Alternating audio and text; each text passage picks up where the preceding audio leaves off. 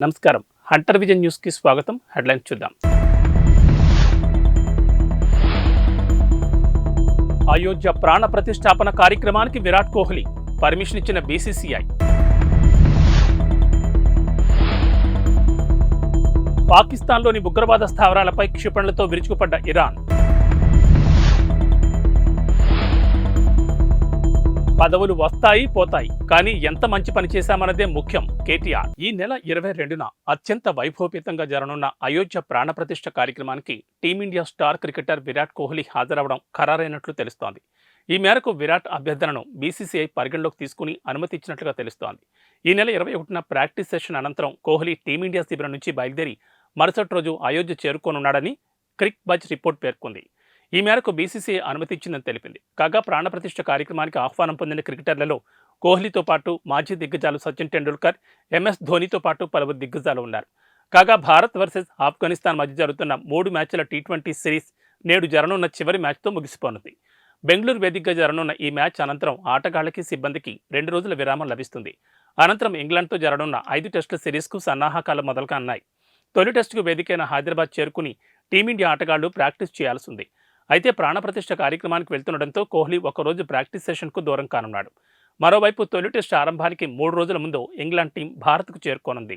పాకిస్తాన్లోని ఉగ్రవాద స్థావరాలే లక్ష్యంగా ఇరాన్ విరుచుకుపడింది. భారీ క్షిపణులు, డ్రోన్లతో మంగళవారం మెరుపుదాడి చేసింది. పాక్లోని బలూచిస్తాన్ ప్రావిన్స్లో సరిహద్దుల వెంబడి ఉగ్ర కార్యకలాపాలు నిర్వహిస్తున్న తీవ్రవాద సంస్థ జైష్ అల్ అద్ల్ స్థావరాలే టార్గెట్గా ఈ దాడులు చేసింది. క్షిపణులు, డ్రోన్లను ఉపయోగించి చేసిన ఈ దాడుల్లో 2 ప్రధానమైన బేసులు ధ్వంసమయ్యాయని ఇరాన్ ప్రభుత్వ మీడియా సంస్థ IRNA తెలిపింది. సంస్థకు చెందిన అతిపెద్ద కార్యాలయం ధ్వంసమైందని తెలిపింది. అయితే పాకిస్తాన్ ఈ దాడిని ఇంకా అంగీకరించలేదు. కాగా సున్నీ మిలిటెంట్ గ్రూప్ అయిన జైష్ అల్ అద్ల్ పాకిస్తాన్ సరిహద్దు ప్రాంతాల్లో కార్యకలాపాలు నిర్వహిస్తోంది. కాగా 2012లో ఏర్పడిన జైష్ అల్ అద్ల్ను ఇరాన్ ఉగ్రవాద సంస్థగా గుర్తించింది. కొన్నేళ్ల వ్యవధిలో ఇరాన్ భద్రతా బలగాలపై దాడులకు పాల్పడిన చరిత్ర ఉండడంతో దీనిని ఉగ్ర సంస్థగా ప్రకటించింది. కాగా ఇరాక్లోని కుర్దిష్ ప్రాంతంలో ఉన్న ఇజ్రాయెల్ గూఢచార ప్రధాన కార్యాలయంపై ఇరాన్ రెవల్యూషనరీ గార్డ్స్ దాడి చేసిన రోజే పాకిస్తాన్లోని ఉగ్ర స్థావరాలపై దాడులు జరగడం గమనార్హం. పదవులు వస్తాయి పోతాయి, పదవులు శాశ్వతం కాదు. పదవిలో ఉన్నప్పుడు ఎంత మంచిగా పనిచేశారన్నదే ముఖ్యమని బీఆర్ఎస్ వర్కింగ్ ప్రెసిడెంట్ కేటీఆర్ అన్నారు. సిరిసిల్ల నియోజకవర్గంలోని సర్పంచులు విజయవంతంగా 5 ఏళ్ల పదవీ కాలాన్ని పూర్తి చేసుకుంటున్న సందర్భంగా జిల్లా కేంద్రంలో సర్పంచుల ఆత్మీయ సత్కారం ఏర్పాటు చేశారు. ఈ కార్యక్రమంలో పాల్గొన్న కేటీఆర్ మాట్లాడుతూ బీఆర్ఎస్ సర్పంచుల కృషి వల్లే తెలంగాణలోని ఎన్నో గ్రామాలకు జాతీయ స్థాయి అవార్డులు వచ్చాయన్నారు. సర్పంచులకు పెండింగ్ బిల్లులను ఇప్పించేందుకు ప్రతిపక్షంగా పోరాడతామని చెప్పారు. వేములవాడ నియోజకవర్గంలోని చందుర్తి మండలం మాల్యాల గ్రామాల్లో నిర్వహిస్తున్న కేసీఆర్ కప్ ఉమ్మడి కరీంనగర్ జిల్లా ఆహ్వానిత వాలీబాల్ టోర్నమెంట్ను బీఆర్ఎస్ నియోజకవర్గ ఇన్ఛార్జ్ చలమడి లక్ష్మీ నరసింహారావు, మాజీ ఎంపీ వినోద్ కుమార్లతో కలిసి కేటీఆర్ ప్రారంభించారు. ఈ సందర్భంగా ఆయన మాట్లాడుతూ జీవితంలో రాజకీయాల్లో ఎదురుదెబ్బలు సహజమన్నారు. గోడ కట్టిన రబ్బర్ బంతి తరహాలో మళ్లీ తప్పకుండా తిరిగి వస్తామన్నారు. సోషల్ మీడియాలో వైరల్ అవుతున్న ఓ వీడియోను ప్రముఖ వ్యాపారవేత్త ఆనంద్ మహీంద్ర షేర్ చేశారు. నదులు, జలాశయాల్లోనూ బురద ప్రాంతాల్లోనూ ఇసుక తిన్నెలపైన ఓ కన్వేయర్ బెల్ట్ వంటి ట్రాక్ను ఉపయోగించుకుని పలు రకాల వాహనాలు సునాయాసంగా ముందుకు వెళ్లడాన్ని ఈ వీడియోలో చూడొచ్చు. దీన్ని రోడ్వే కిట్గా పేర్కొన్నారు. ఓ జేసీబీ, కొన్ని యుద్ధ ట్యాంకులు, ఇతర వాహనాలు కూడా ఈ కన్వేయర్ బెల్ట్ తరహా రోడ్వే కిట్ను ఉపయోగించుకుని ఎలాంటి అవాంతరాలు లేకుండా ప్రయాణించాయి. దీనిపై ఆనంద్ మహీంద్ర స్పందించారు. దీన్ని చూస్తుంటే సంభ్రమాశ్చర్యాలు కలుగుతున్నాయని తెలిపారు. ఈ ఐడియాను భారత సైన్యం కూడా పరిగణలోకి తీసుకుంటే ఎలా ఉంటుందా అని ఆలోచిస్తున్నారని పేర్కొన్నారు. అప్పుడు మన సైన్యం కఠినమైన ప్రాంతాల్లోనూ అడ్డంకులు లేకుండా ముందుకు వెళ్లడం సాధ్యమవుతుందని ఆనంద్ మహీంద్ర అభిప్రాయపడ్డారు. అంతేకాదు రవాణా సౌకర్యాలు లేని మారుమూల ప్రాంతాలకు ఉపయుక్తంగా ఉంటుందని, ప్రకృతి విపత్తులు సంభవించినప్పుడు సహాయక చర్యలకు కూడా ఈ వినూత్న ఆవిష్కరణ ఉపయోగపడుతుందని వివరించారు. వరంగల్ మహానగరంలో చరిత్ర ప్రసిద్ధిగాంచిన శ్రీ భద్రకాళి దేవస్థానాన్ని టాలీవుడ్ ప్రముఖ హీరో శ్రీకాంత్ కుటుంబ సమేతంగా సందర్శించారు. ఆలయానికి విచ్చేసిన శ్రీకాంత్, ఓహా దంపతులకు దేవాలయ కార్యనిర్వహణాధికారి శేషుభారతి, దేవాలయ అర్చకులు స్వాగతం పలికారు. ఆదిశంకరులను, వల్లభ గణపతిని దర్శించిన అనంతరం ఆలయంలోకి విచ్చేసి అమ్మవారికి ప్రత్యేక పూజలు నిర్వహించారు. పూజ అనంతరం శ్రీకాంత్, ఓహా దంపతులకు అర్చకులు మహదాశీర్వచనం నిర్వహించి ఈవో శేషుభారతి అమ్మవారి శేషవస్త్రాలు బహుకరించి ప్రసాదం అందజేశారు. ఈ కార్యక్రమంలో పలువురు పాల్గొన్నారు.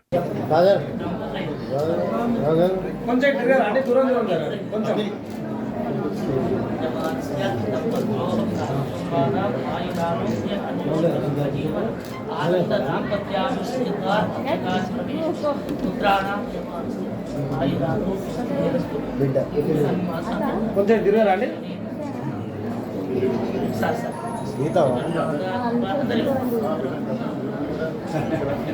కొంచెం అందరూ ఒకసారి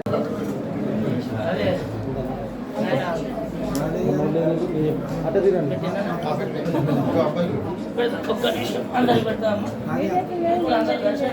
అయ్యా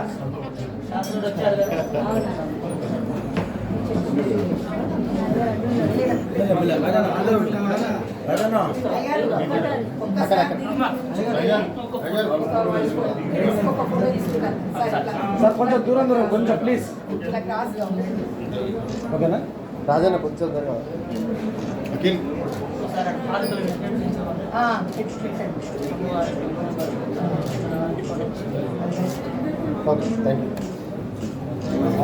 న్యూజిలాండ్లో ఓ మహిళా ఎంపీ షాపులో దొంగతనం చేసేందుకు ప్రయత్నించి దొరికిపోయింది. ఆమె పేరు గోల్రిజ్ గెహ్రమన్.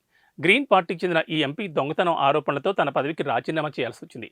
అసలు ఏం జరిగిందంటే అక్లాండ్, వెల్లింగ్టన్ నగరాల్లోని పలు వస్త్ర దుకాణాల్లో గెహ్రమన్ చోరీకి యత్నిస్తున్న కొన్ని వీడియో ఫుటేజీలు వైరల్ అయ్యాయి. దాంతో ఇతర పార్టీలు ఆమెపై ధ్వజమెత్తాయి. తనపై వస్తున్న ఆరోపణలకు గెహ్రమన్ బదులిచ్చారు. తాను మానసిక వ్యాధితో బాధపడుతున్నానని, తన చర్యలకు కారణం అదేనని తనను సమర్థించుకునే ప్రయత్నం చేశారు. తనపై పని ఒత్తిడి విపరీతమైన ప్రభావం చూపిస్తోందని, ఆ ఒత్తిడి మానసిక ఆరోగ్యాన్ని దెబ్బతీస్తోందని గెహ్రమన్ వివరించారు. కొన్నిసార్లు తన వాస్తవ మనస్తత్వానికి భిన్నంగా కొన్ని పనులు చేసేలా ఆ మానసిక ఒత్తిడి దారితీస్తున్నాయని వెల్లడించారు. ఈ సంక్రాంతికి మెగా అల్లు వారి కుటుంబ సభ్యులు బెంగళూరు వెళ్లి అక్కడి ఫామ్ హౌస్ లో సంబరాలు జరుపుకున్నారు. మెగాస్టార్ చిరంజీవి, సురేఖ, అంజనాదేవి, రామ్ చరణ్, ఉపాసన, క్లింకార, అల్లు అరవింద్, నాగబాబు, అల్లు అర్జున్, స్నేహారెడ్డి, వరుణ్ తేజ్, లావణ్య త్రిపాఠి, సాయి తేజ్, వైష్ణవ్ తేజ్, సుస్మిత, శ్రీజ, నీహారిక, అఖిర, ఆద్య, చిరంజీవి చెల్లెమ్మలు ఇలా మెగా అల్లు ఫ్యామిలీ మెంబర్స్ అంతా ఒకచోట చేరి హాయిగా ఎంజాయ్ చేశారు. నేటితో సంక్రాంతి సంబరాలు ముగియడంతో బెంగళూరు నుంచి అందరూ తిరుగు పయనమయ్యారు. చిరంజీవి, సురేఖ, రామ్ చరణ్, ఉపాసన హైదరాబాద్ తిరిగొచ్చారు. ఎయిర్పోర్ట్లో వారిని కెమెరాలు క్లిక్ మనిపించాయి. కాగా చిరంజీవి 150వ చిత్రం విశ్వంభర ప్రస్తుతం సెట్స్ పై ఉంది. వెకేషన్ ముగియడంతో ఆయన కూడా చిత్రీకరణలో పాల్గొనున్నారు. బింబిసార ఫేమ్ వశిష్ఠ దర్శకత్వంలో తెరకెక్కుతున్న విశ్వంభర చిత్రం ప్రస్తుతం మారేడుమిల్లి ప్రాంతంలో షూటింగ్ జరుపుకుంటోంది. ఇక రామ్ చరణ్ ప్రస్తుతం శంకర్ దర్శకత్వంలో గేమ్ చేంజర్ చిత్రంలో నటిస్తున్నారు. దిల్ రాజ్ నిర్మాతగా తెరకెక్కుతున్న గేమ్ చేంజర్ పై భారీ అంచనాలున్నాయి. గేమ్ చేంజర్ చిత్రం పూర్తయితే బుచ్చిబాబు, సానా దర్శకత్వంలో క్రీడా నేపథ్యం ఉన్న సినిమాలో రామ్ చరణ్ నటించనున్నారు. బీజేపీ రాజ్యసభ సభ్యుడు జీవీఎల్ నరసింహారావు విశాఖలో మహాసంక్రాంతి సంబరాల్లో ఎంతో ఉత్సాహంగా పాల్గొన్నారు. ఈ మహాసంక్రాంతి సంబరాలకు నేడు ముగింపు రోజు. ఈ సందర్భంగా జీవీఎల్ ఓ రిక్షా కార్మికును కూర్చోబెట్టుకుని రిక్షా తొక్కారు. సంప్రదాయ పంచకట్లో ఉన్న జీవీఎల్ నడుముకు కండువా బిగించి రిక్షా తొక్కారు.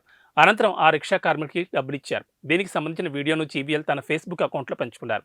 విశాఖలో మహాసంక్రాంతి సంబరాలు నేటితో ముగియనున్న నేపథ్యంలో రిక్షా కార్మికుడు పెంటయ్యను అతని రిక్షాలను ఎక్కించుకుని తొక్కాను. తన రిక్షా తొక్కే అవకాశం నాకు ఇచ్చినందుకు అతనికి రుసుం చెల్లించానని జీవీఎల్ వివరించారు. ఖలిస్తానీ ఉగ్రవాది హర్దీప్ సింగ్ నిజ్జార్ హత్య వ్యవహారంతో తలెత్తిన భారత్ కెనడా వివాదం అక్కడికి వెళ్లే భారతీయ విద్యార్థులపైన గట్టి ప్రభావం చూపించింది. కెనడా స్టడీ పర్మిట్ల సంఖ్యను భారీగా తగ్గించడంతో అక్కడికి వెళ్లే విద్యార్థుల సంఖ్య గణనీయంగా పడిపోయింది. గత ఏడాది 4వ త్రైమాసికంలో భారతీయ విద్యార్థులకు కెనడా జారీ చేసిన స్టడీ పర్మిట్ల సంఖ్య భారీగా తగ్గింది. అంత క్రితం త్రైమాసికంతో పోలిస్తే ఏకంగా 86% తగ్గుదల నమోదైంది. గత ఏడాది 4వ త్రైమాసికంలో స్టడీ పర్మిట్ల సంఖ్య 14,910 ఉండగా 3వ త్రైమాసికంలో ఈ సంఖ్య 108,940గా ఉందని అధికారిక గణాంకాలు చెప్తున్నాయి. ఈ స్థాయిలో తగ్గుదలపై ఒట్టావాలోని high commission of India counsellor Gurus Subramanian స్పందించారు. ఇటీవల ఇరు దేశాల మధ్య ఉద్రిక్తపూరిత వాతావరణం, కెనడాలోని విద్యా సంస్థల్లో సౌకర్యాల కొరత కారణంగా విద్యార్థులు ఇతర ప్రత్యామ్నాయ దేశాల వైపు మొగ్గు చూపుతున్నారని విశ్లేషించారు. అయోధ్య రామమందిర ప్రారంభోత్సవానికి ఏర్పాట్లు ముమ్మరంగా సాగుతున్నాయి. ఇక రాముడి విగ్రహ ప్రతిష్టాపనకు సంబంధించిన కార్యక్రమాలు ఇప్పటికే ప్రారంభమై కొనసాగుతున్నాయి. ఈ క్రమంలోనే అయోధ్య ఉత్సవాల్లో నేడు కీలక ఘట్టం చోటు చేసుకోనుంది. అయోధ్య గర్భగుడిలో ప్రతిష్ఠించనున్న రామ్లల్లా విగ్రహాన్ని నేడు మందిరంలోకి తీసుకురానున్నారు. రాముడి విగ్రహాన్ని ఊరేగింపుగా అయోధ్యకు తీసుకురానున్నట్లు ఆలయ ట్రస్ట్ పేర్కొంది. అయితే కర్ణాటక శిల్పి చెక్కిన రాముడి విగ్రహం అయోధ్యలో కొలువు తీరనున్నట్లు ఇప్పటికే ప్రకటించిన ట్రస్ట్ ఆ ఫోటోను మాత్రం ఇంకా విడుదల చేయలేదు. మంగళవారం నుంచి అయోధ్యలో శ్రీరాముడి విగ్రహ ప్రతిష్టాపన క్రతువులు మొదలయ్యాయి. ఇక ఇవాళ రామ్లల్లా విగ్రహం ఊరేగింపుగా అయోధ్యకు చేరుకోనుంది. అయోధ్య ప్రాణప్రతిష్ఠ కార్యక్రమం ఆహ్వాన పత్రికలపై బాలరాముడి రూపాన్ని ముద్రించారు. మరోవైపు కేంద్ర మంత్రి ప్రహ్లాద్ జోషి కూడా ఇటీవల సీతారామ, లక్ష్మణుడు, హనుమంతుడు ఉన్న ఓ ఫోటోను ట్వీట్ చేయడం సంచలనంగా మారింది. అదే విగ్రహాన్ని అయోధ్య రామమందిరంలో ప్రతిష్ఠించనున్నారని సోషల్ మీడియాలో జోరుగా ప్రచారం సాగుతోంది. ఏవీ బులెటిన్ విశేషాలు. నమస్కారం.